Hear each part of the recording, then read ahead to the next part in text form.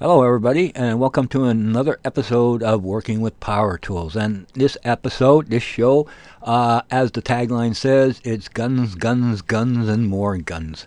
And I'm going to give you a peek of my hard drive. Maybe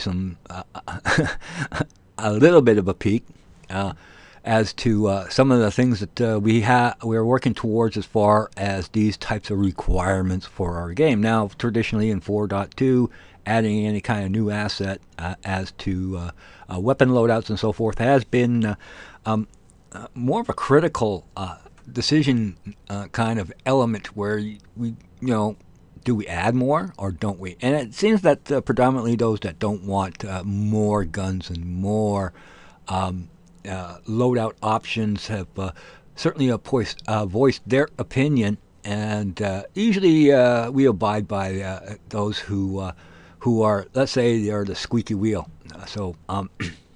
And as opposed to the majority of the gaming community that really don't care one way or the other what's added to it as long as they can play it. So for HD, we need to do.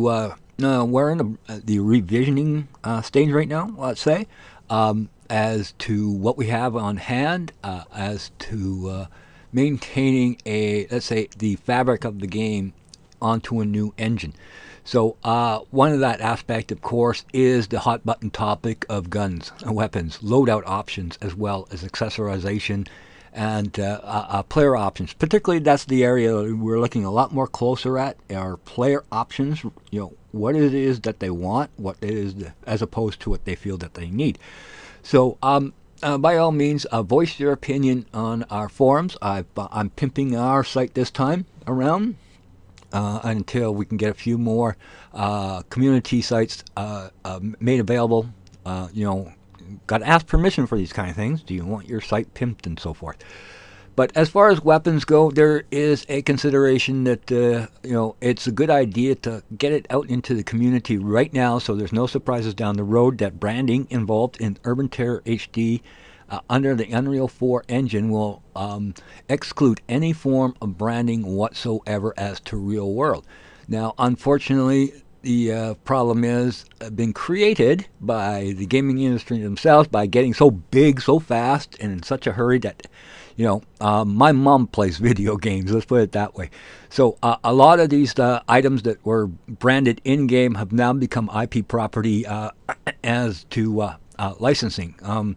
So you have gun manufacturers who actually want to go out and make some money off of their branding as to secondary usage within the video game industry as to their brand being presented, regardless of what form of presentation that is taken. The first to experience this impact, of course, is the automotive car racing type games, where manufacturers became a rather bit active in enforcing their IP rights. We listen to the plane going by. Hope they're not out to bomb us. As to IP property, so a lot of games have resorted to generic naming as to these kind of secondary. As in lieu of, the argument being made is a video game is like the telling of a story, and as a story, mentioning a brand within the storyline as to the fabric is, in most parts, considered a fair use. Video games they've always had to fight for their right, so, which I would key up a song at this point. But the way copyrights are these days, I risk having my having a strike put on and a takedown notice issued. But this is pretty typical of most AAA games as well. You have Grand Theft Auto, Vinewood, game. They use weapons that obviously look like the weapons that we all know, but there's no mention of to branding, period, in these kind of games these days. So any kind of sticker that's put into the game is needs to have that fuzzy black bar. I mean, you probably noticed that you're watching some real world,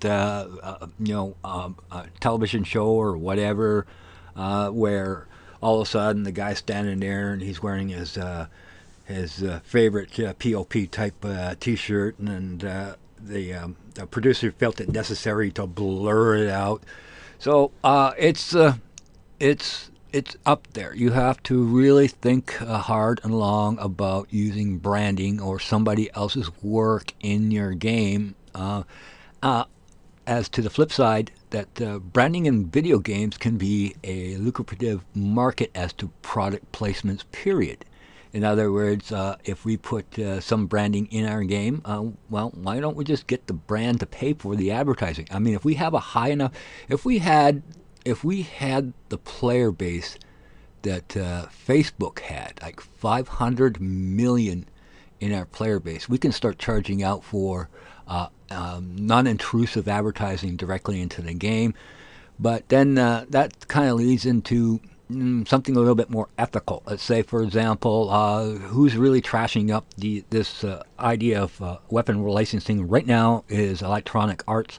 And they're coming up with all these schemes. First of all, say, well, we're not going to pay for game licensing because we never paid for game licensing to begin with. But at the same time, they're turning around and they're talking to the industry and saying, hey, listen, why don't we co-op our advertising? We'll put your guns by brand name in the game, and then we'll create in-game links to your product, which, hello, I mean, first of all, it's hard enough to convince everybody that video game violence does not immediately convey over to real world violence. Just because somebody played a video game doesn't mean that all of a sudden, click, wacko, off they go.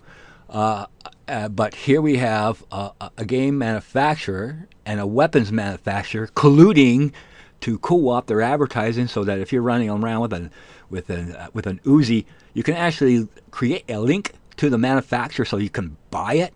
I mean, wow, that's all I got to say. Wow, EA, stop it. Don't do that.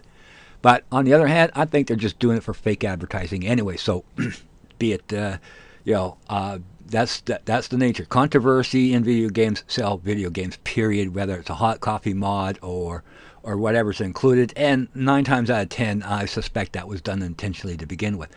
But let's kind of move on to a peeky of my hard drive as to what's currently on the rack. These are weapons, obviously, that need a little bit more work and detailing as to practicality, but particularly in the area of creating materials and so forth. But these are more or less what's ready as far as what we can put into Urban Terror HD as to models that we actually own full rights to. And well, this little puppy here is, of course, a 40. I won't mention the brand names, of course. Is a 44 Magnum, supposedly, and it was actually designed for the IdTech, the FS Tech 1 design of HD, and we did have it managed to get it into that game, and it functioned pretty well. Unfortunately, it is rather high poly, so I'd like to get this into at least 4.2 as to a future edition. I'm more or less off creating any kind of content, but we still have a fair amount of backlog stuff that is in some form of readiness that if we focus on, we can certainly add those type of elements or additions ongoing. So this was done, I believe, by Mr. Bean. He did a pretty good job. I had it in 4.1, or not 4.1. I had it in Alpha HD. And had it animated up, and it looked pretty darn good. So we'll take another look at it and see if it's adequate to fit into 4.2 as a weapon loadout. Maybe a bonus down the line, just to keep things a little bit fresh and up to date.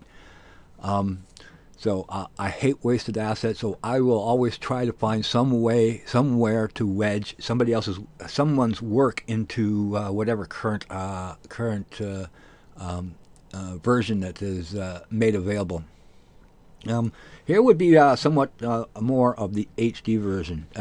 This one I made. I'll try to remember as much as possible as who made what to make sure that we give credit where credit is due. And I apologize beforehand if I overlooked or misquote credit. But this is a 44 Magnum that is going to be designed specifically for the Unreal 4 HD branding or version. So it's a little bit more in detail with the, of course, with the materials that are being made by available through Unreal 4 and is being supplied to us. A lot of them, the texturing and materials can kind of hold off a bit. So and wait for some of the materials that techniques that are available to Unreal 4 are made available. For example, Substance is just boy. I mean, that's kind of a really interesting way of applying materials in low resolution, yet creates definable types of materials that are highly accurate in detail. So I'm going to certainly, since this is mine, to take a much closer look at how well we can material things up a bit to make it look good. No idea what this is. I just kind of one of the guys on the boards kind of. I mean, if you know what it is, by all means, post it in the board section. But one of our devs kind of posted it as a possible inclusion. It would be easy enough to kind of add some bling bling and Greeble to it to offset it. Once again, I'm not going to I'm going to try. Have I mentioned branding already? I don't know. Anyways, what this is, I don't know. Post your comment. Tell me what it is. I just make it. Okay. So of course we all know what this is. It got kind of, as you can see, some of the facing has got kind of angled and so forth. This was done by S Machine. It's of course no need to talk about anything about what it is. Did a really good texture job on it, and it looks fantastic even in IdTech 3. A little bit high on the count, so it's more it would definitely have been a model that was being built for FS Tech. Definitely will just as in Grand Theft Auto, we'll update it a bit with a little bit more bling, and of course not refer to it as an AK at all. So moving on, I stripped all the texturing off of it because all the texturing obviously has to be redone again as to materials. So these are all in its base raw form as to mesh. Obviously, yeah, this is a shotgun. You know what it is. This has been around on the hopper for longer than I've been here. I've been with the FS now, I think, for 5 years, maybe thereabouts. Not too sure. I'll have to check my hatch date to figure that one out. But this certainly has been around for almost ever. This is the Beretta. I believe this is Ahoy. I'm not too sure who did the last one. Black Rain, I think he did that. It was one of the few that he supplied that was actually correctable as far as face counts. Let's go back to this. A lot of assets were built using much older programs and applications that really didn't lend themselves to the idea that we're going to be putting this into a game. We're just not making a gun. So this was one of the few weapons I believe he supplied that actually was correctable as to eliminating edges and faces and getting it to smooth properly. Unfortunately, I think he did the bulk of his work using Blender, and at that time Blender really didn't play in the pool very well as to smoothing groups, so you could pull in a model from whatever app into this case 3ds Max, and what you land up with is a smoothing group mess of inverted faces and groups that simply cannot be fixed by just doing an auto smooth or even doing a manual smooth. Miserable time, but we managed to fix this one up, so we'll have to see about getting it in. Okay, Beretta Hoy, I believe did this one. I'm pretty sure of it, and of course it needs maybe a little bit more fine tuning. We'll send it back to him. I'm pretty sure he's of the mind of having to redo some of this stuff as to overall design. So his stuff is actually really good, but he designed most of it to actually fit into the IdTech 3 engine. So this one here, I believe, was actually designed to be part of the FS Tech 1 design pathway. I'm probably messing up my engine version. Okay, 1911. No, you can't hide a number as it's something that you can't patent or copyright. And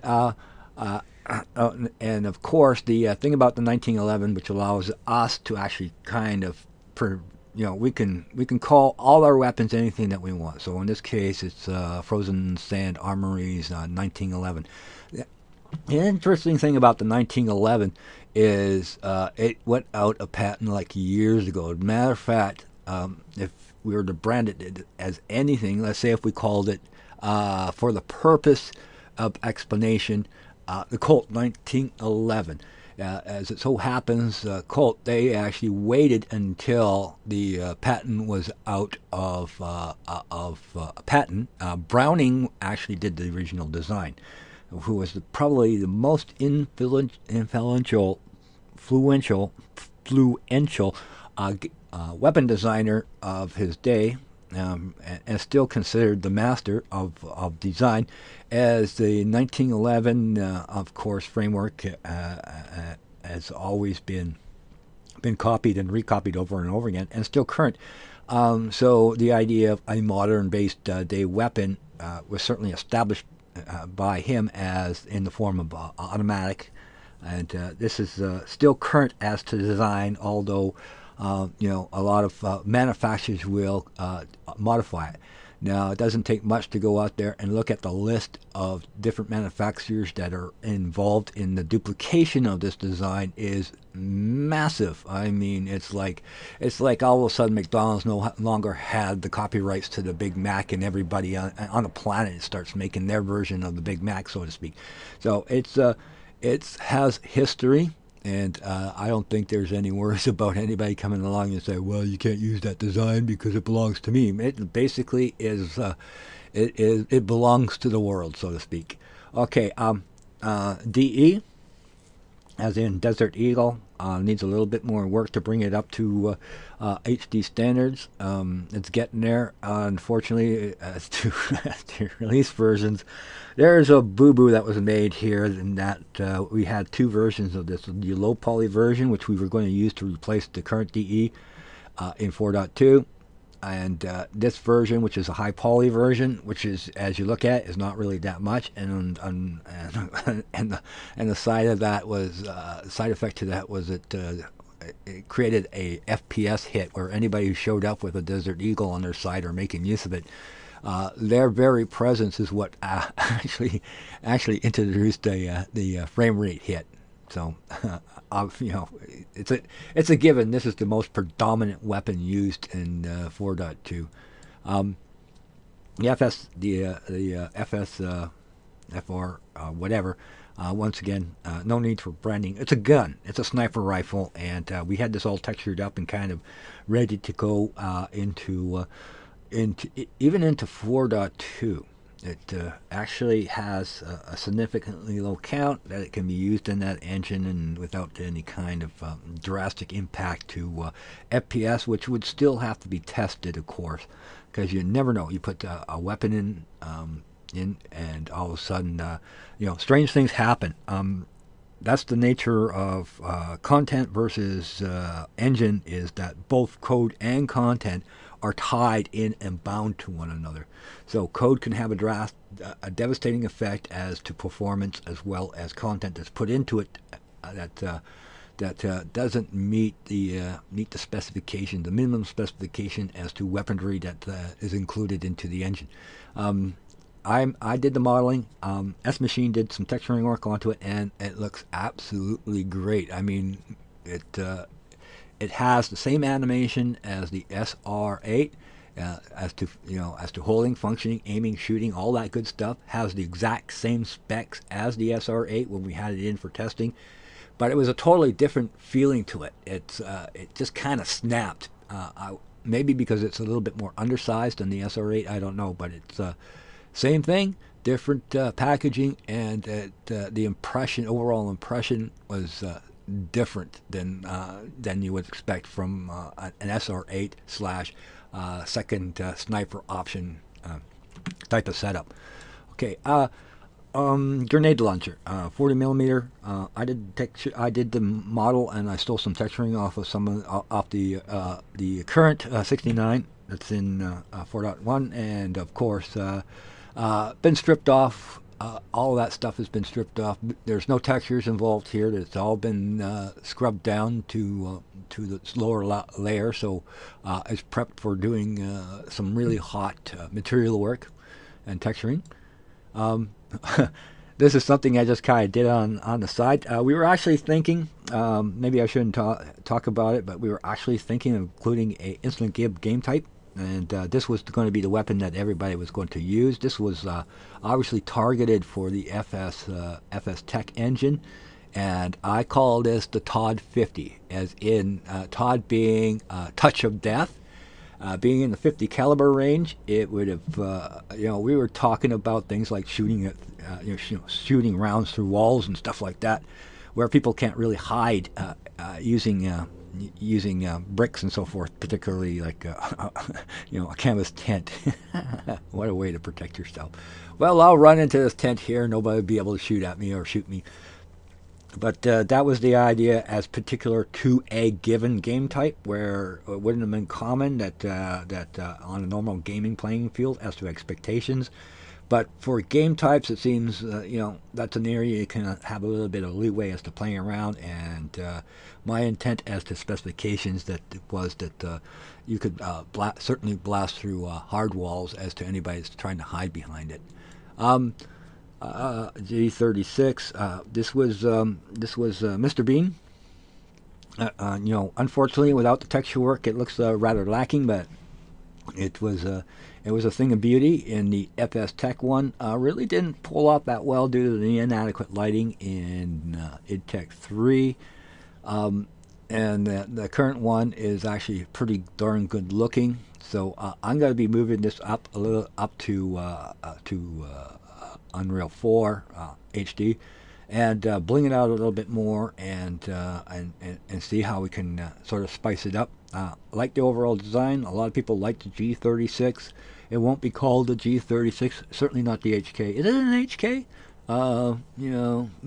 Comment on my fail if you must. But once again, we as long as we stay away from branding, we can certainly go with the same specifications that we have as far as 4.2 goes, and continue that pathway forward. So we're not, so what you're used to now certainly will be, let's say, representative. There's obviously no guarantee. The SAR, mine, needs texturing and materials as to fit the finish, and a little bit more bling work to kind of distract from the overall framing, which is pretty common. Been looking at things like more modern games, like obviously Grand Theft Auto, and it's clear that the designs that they're using in their game is the same, but they're way off of branding when it comes to common build items. Yeah, some of the names on the building, like Rockford Hotel or Rockford Mall or whatever. There used to be a television show called Rockford, who was in Hollywood, so I'm assuming that's kind of an extension or a homage to that. Some interesting homages if you kind of look around, and if you're an old fart for me, a lot of times you can recognize that kind of stuff. Okay, Glock needs work, adequate for FS Tech 1 engine, or FS Tech 1, id Tech 3 Tech engine, very well built by Hoy. Did a darn good job, and unfortunately suffers once again from the lack of texturing, which turned out pretty good. Needs a little bit of beefing up. It was one of those. This is one of those ongoing projects again that took like 3 years. Well, I think Hoyt was 16 when he joined up the team here, and now I think he's over 21 or something like that. I'm not too sure. I'll let him tell his story. But this is what he started out with, and we thought he did such a great job of pimping his stuff out on the forums that, here's a guy who likes to have fun, so we brought him in.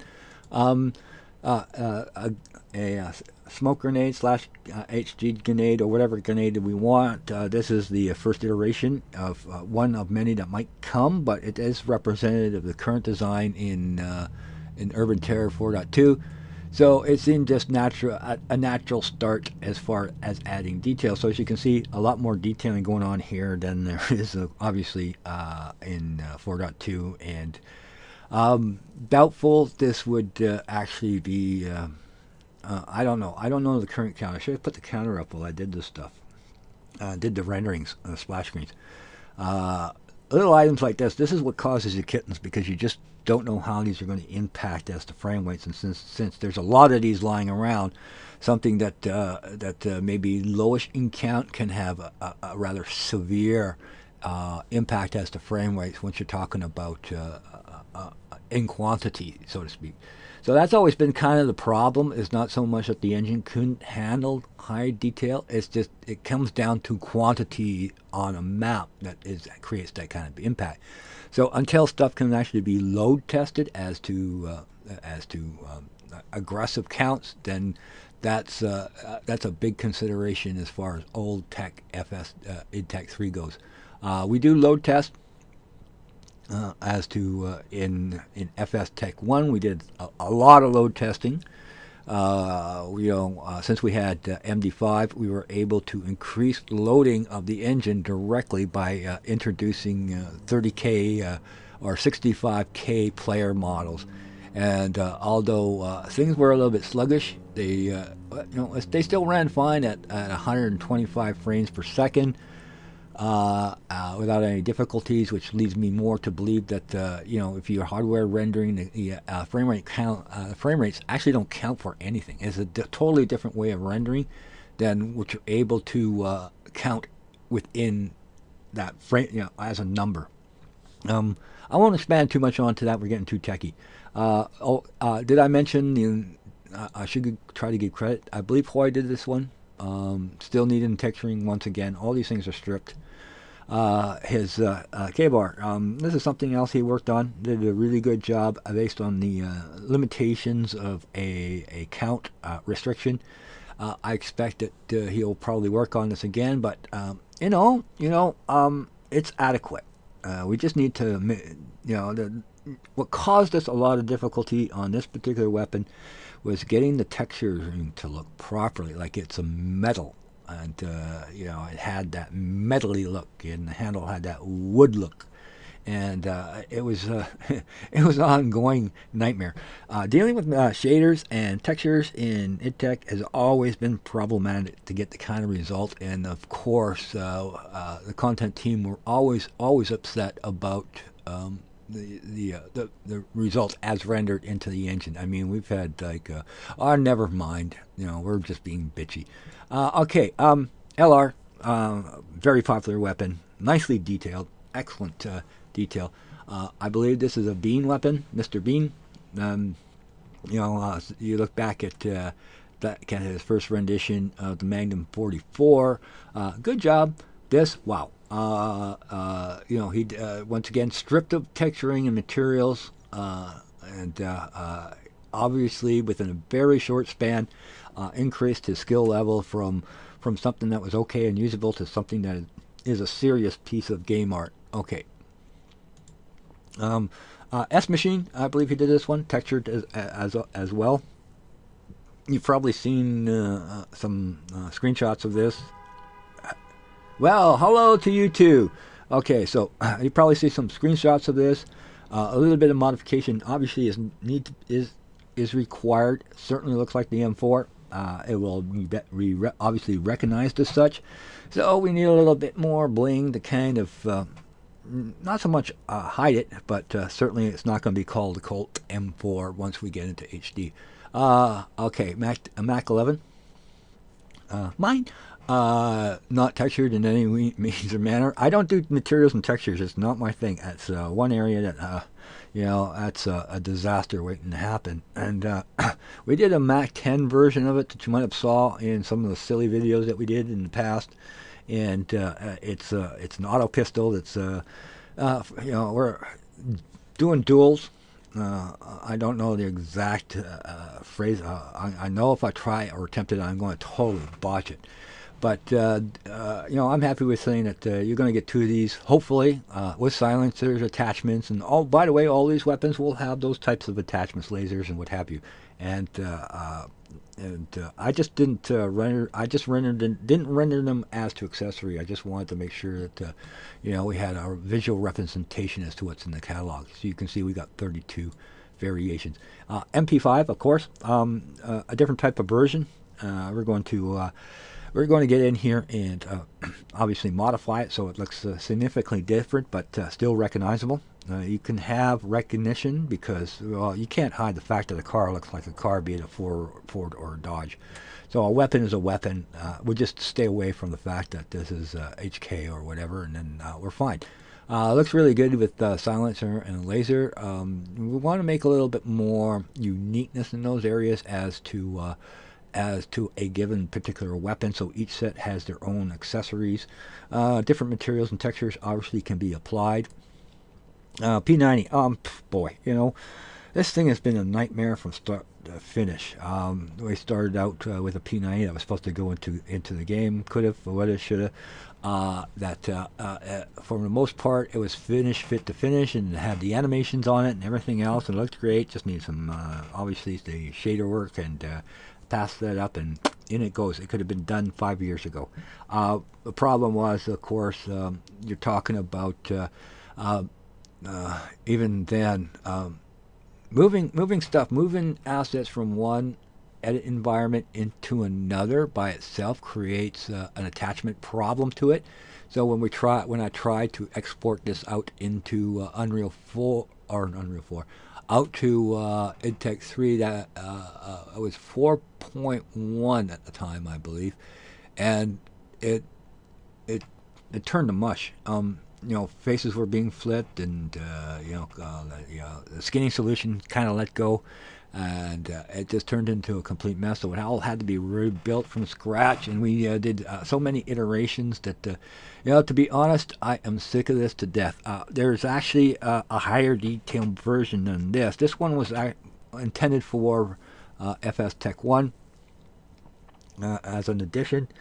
I don't know if it's something seriously I have to look into, because it is a really, really unique, super unique weapon. It is like it's like a badger with teeth, and it is highly recognizable. So it's something to be investigated as far as branding goes. If we call it a G16 or something like that, I don't know, but whether or not we can get away with it, since it is, all our weapons are going to be self-supported, meaning they're elements that are added to the game that are self-supporting. So if any problems come down the road, we can just simply remove a particular weapon in due course based on some kind of takedown. Who knows? But as long as you stay away from branding, it seems that you're pretty safe. PSG1, there we go with putting out branding names. Mr. Bean again, I think. Once again, I apologize wholeheartedly if I get the wrong credit to the wrong person. Very, very, very nice replacement as to the current version. We'll call it, PSM 1. Who knows? But once again, it's going to make its appearance, obviously, in HD as to specification, and maintain as much as the original design. We're probably going to upscale too as well. I like beefy weapons. I like weapons that you look across the map, what the other guy is holding. And if you can't see this, how do you know that somebody's pointing a broomstick at you, or something a little bit nasty? Shotgun. Work in progress.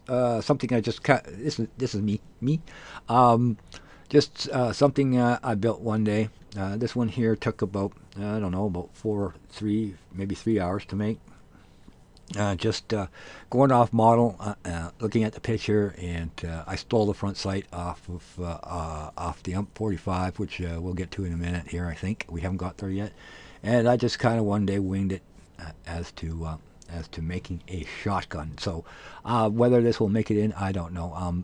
But you can't always. I mean, our nightmares with the shotgun to begin with has been ongoing. So I don't know. Moving on. Oh boy, well we know what this one is. Add a little bit of bling to it, a little bit of gribble, and I think we can get off of who we know who this gun belongs to. Modeler, me. Okay. Scorpion, I think. Not going to mention any brand names.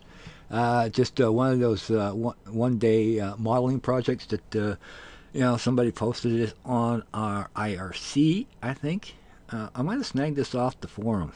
Somebody posted a picture, and I thought, I thought, while I'm eating my ham sandwich here and drinking my Coca-Cola, gotta stay away from the brandy.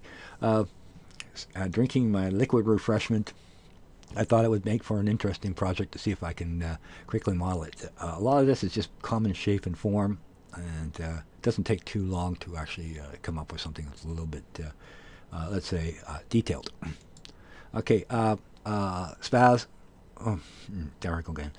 Shotgun. Currently, I believe maybe this is actually in 4.2. I don't know. I think we did a replacement on this. Like all this stuff is a blur. We've done so much of this little detail works, and here and there and there and there is really hard to keep track of without a scorecard. S Machine did this from scratch to beginning to end, as far as materials and textures goes too as well, and shader work. And this thing looks pretty darn good. It actually looked really hot in FS Tech 1 as to maintaining full overall quality. So I don't know if we're going to be moving this forward into the HD branding, because I already did a version of the design. This needs a little bit more work, a little bit more blinging as to detailing, and this is not textured. I said it was mine, right? Yeah, I did. Okay. And this once again was this one here took a couple of days. I got kind of lazy, but the thing here that kind of makes you ha is actually putting things like holes into the geometry as the details, because they are costly.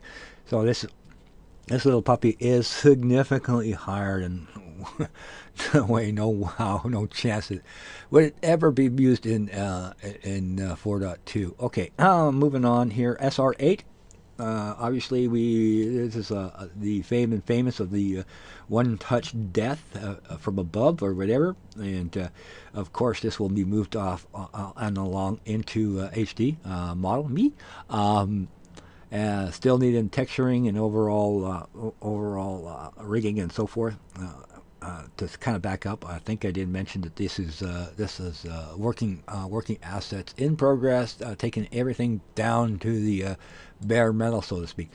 45. This is Mr. Bean. Really good texturing. He did excellent material on the materials. Man, it would have looked so hot in 4.1, but we wanted something a little bit more higher in detail. This is a hop, skip, and a jump from HD. I don't think there's any need for any additional work done to it. Of course, we're staying away from the brand name, so it's going to be identified as something else. Accessorized silencer, laser, and what have you. Of course, Uzi. It's going to be called something else. We'll call it a floozy, and this is mine. And something that I made. This one here took a little bit longer. It took about 3 days, maybe 3.5 days to make this one, and most of it was just scratching my head over counts. This is significantly higher. It's about, I don't know, take a guess, 43K, which which is doubtful that it would even be suitable for FS Tech 1. Would have to be load tested, of course, to make sure that it wasn't going to cause us any any kind of impact, but certainly no way, no how in 4.2. And we're getting close to the end here. Yeah. Okay. Another variation of the Uzi, an auto pistol, which is a companion piece to the Mac 11 modeler. Me still needs to be textured and material, of course. I like the idea of having a lot of different weapons with the same kind of specifications as the choice. As to practical observation. Hello, plane. Practical observation. FRF1. Oh man, I can't even remember my own names. The FRF1 was designed to be a companion piece to the SR8 as an option, but the looks and the feels, regardless of spec, you're going to have people arguing that there is there or is there not a difference in the specifications. To be honest, I have no clue of that stuff. Not my department. So this would probably be a companion piece as to the Mac 11. Now, the reason we looked at adding the Mac, and we did, is because players are getting too fast, particularly in defensive type games like Capture the Flag, where somebody can just power slide out and through, and it seemed like a good idea to add some kind of spray and pray in there as a last ditch. Throw the kitchen sink at the guy and hope that they kill him in the form of the Mac 11, which is obviously, if you look at its real life counterpart, is not a strategic type of weapon. It is just basically a weapon of fear to kind of chew up the neighborhood. And if you're lucky, you might tag the guy on his way out. So it's kind of a balancing act right there. Certainly will be fitting into as a companion to the Mac 11 as opposed to something that is rather unique. That's not to say that we won't do it. Just for the heck of it, Winchester modeler, me. I think that kind of covers all of the current weapons that are in the loadout. There are others. How many? I don't know. I'd have to go in and count. But that kind of gives you an overview of what we have currently in the rack as to things that we definitely can make use of, as opposed to, well, we're looking into it. And a lot of them need additional work as to spicing them up a little bit more, as to moving stuff into the Unreal 4. But it's just a question, really, of taking a day or two and doing a couple of rescaling a lot of these weapons. We're talking about having to rescale from one engine design into the other, so it's a process that we've got to kind of sit back and keep track of. It's very easy to kind of lose track of where you're at. It's like counting jelly beans, actually. One day I just thought, I'm going to start working on the weapons here and start rescaling them, resizing them, and resorting them out. And then, of course, when I finally get back to it a month later, I totally forgot what I'd done. And then, of course, I have to start all over again. So anyways, I hope you at least enjoyed that look at my hard drive. And sorry to say that we've gone over the half-hour mark. But if this is the kind of thing, once again, you're interested in, by all means, you want to encourage me, give me the thumbs up, and I'll let you peek a little bit more in places that we don't want you to be. And until the next episode, see ya.